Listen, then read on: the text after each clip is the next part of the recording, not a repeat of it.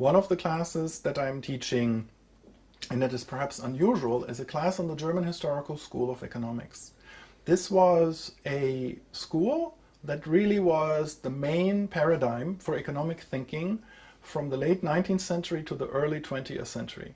A very continental European thing, which however also attracted many, almost the majority of American economists who would then go back to American universities and teach this way.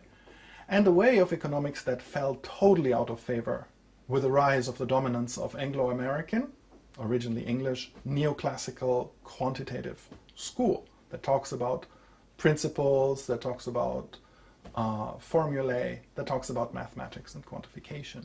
The German Historical School, headed by Gustav Schmoller, is of the opinion that there may be principles that are generalizable, but not many. So we again come back to context specificity.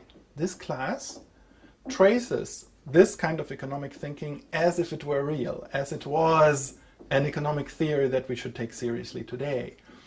That sounds strange because it is one of these theories that have fallen into the waste paper basket of history, but in reality it was a very important economic theory that, for instance, greatly influenced Schumpeter, and therefore all innovation and innovation policy thinking that is based on Schumpeter. Schumpeter is not understandable without this German Historical School background. It also is at the root, with its strong ethical interest.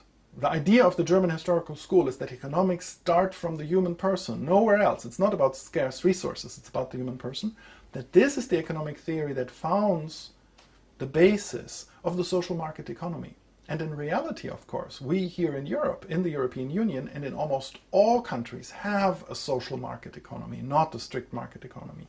Even in a very neoliberal country like Estonia, in the end, it is a mild form of the social market economy.